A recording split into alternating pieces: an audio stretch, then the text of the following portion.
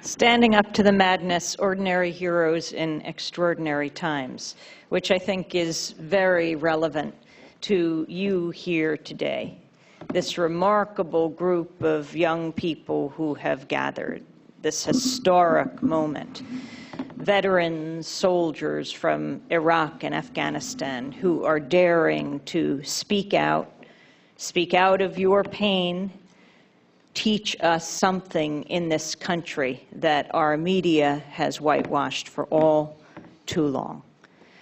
Today on Democracy Now!, we broadcast from the room just outside of this chamber.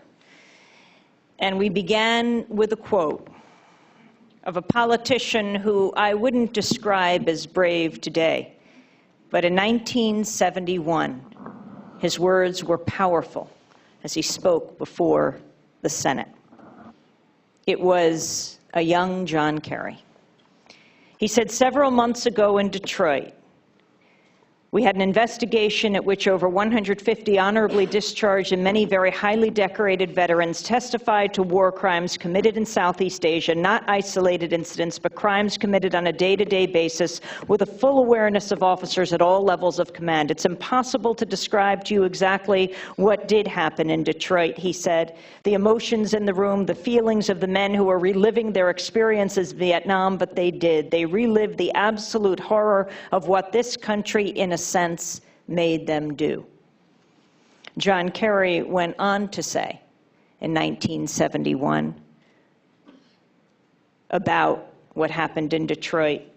They told the stories of times they'd personally raped, cut off ears, cut off heads, taped wires from portable telephones to human genitals and turned up the power, cut off limbs, blown up bodies, randomly shot at civilians, razed villages in a fashion reminiscent of Genghis Khan. Shot cattle and dogs for fun, poisoned food stocks, and generally ravaged the countryside of South Vietnam, in addition to the normal ravage of war and the normal and very particular ravaging which is done by the applied bombing power of this country. He went on to say, we called this investigation the Winter Soldier investigation. The term Winter Soldier, a play on words of Thomas Paine's in 1776, when he spoke of the Sunshine Patriot and summertime soldiers who deserted at Valley Forge because the going was rough. And we who've come here to Washington have come here because we feel we have to be winter soldiers now. We could come back to this country and we could be quiet. We could hold our silence. We could not tell what went on in Vietnam. But we feel because of what threatens this country, the fact that the crimes threaten it, not Reds, not redcoats, but the crimes which we're committing are what threaten it, and we have to speak out. That was a brave young person like the people today, who, despite what could happen as a result of you speaking, are speaking because you have such an important lesson to teach this country. Where is the media that broadcasts your voice? And where has it been over these years when the decisions were being made to lead us into war on not one, but two and more fronts? I think a critical part of the story of how we got involved in this invasion is also the story of the consolidation of the media today and how we have to challenge that every step of the way.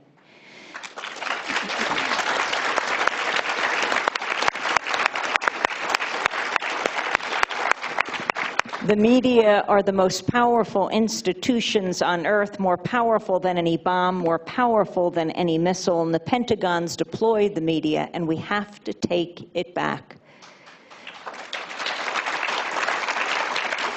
The clear channeling of America is a threat to a democratic society, and it matters.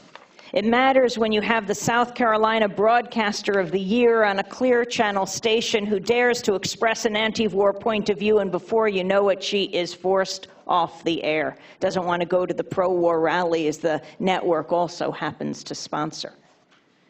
It matters when you have not just one channel or one network or one station, but in the lead up to the invasion of Iraq, the 4 major nightly newscasts, ABC Nightly News, NBC Nightly News, CBS, and even the PBS NewsHour, all 4, in the 2 weeks around Colin Powell when he was Secretary of State, giving that speech, that push for war, February 5th, 2003, that he has later called a stain on his career. That 2-week period and the 4 major nightly newscasts, 393 interviews done around war, and only 3 of them were with anti-war leaders. That is not even mainstream media anymore. Because at that time, and it continues today only to grow stronger, it wasn't a fringe minority who was opposed to the war. It wasn't even a silent majority, but the silenced majority, silenced by the corporate media. Yes, we have to take it back, because when the media acts as a conveyor belt for the lies, not only of the Bush administration, because yes, the Democrats enabled the Republicans in this, the leading presidential candidates from 2004, not to mention some from 2008, voted to authorize war as well. But when the parties join together and the media simply brings us the spectrum between the parties, and so often that spectrum is so narrow you could miss it altogether, we have to challenge it, because mainstream America is outside that spectrum.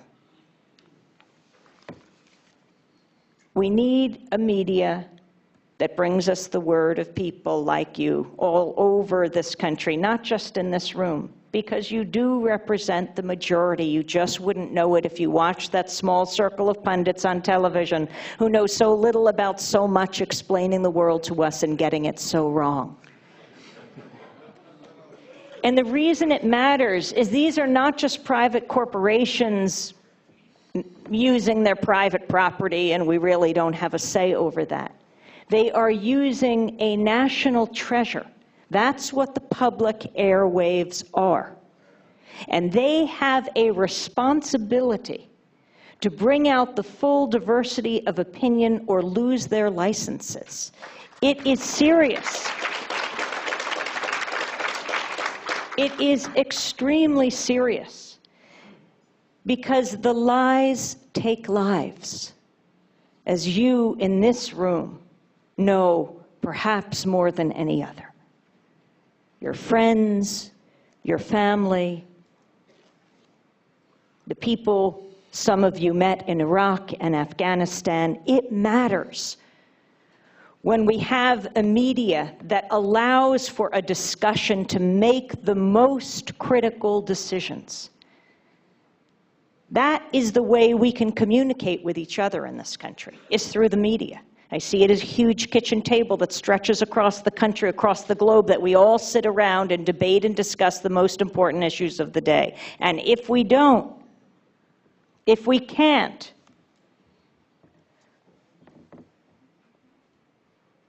well, we have to challenge the obstacles in our way.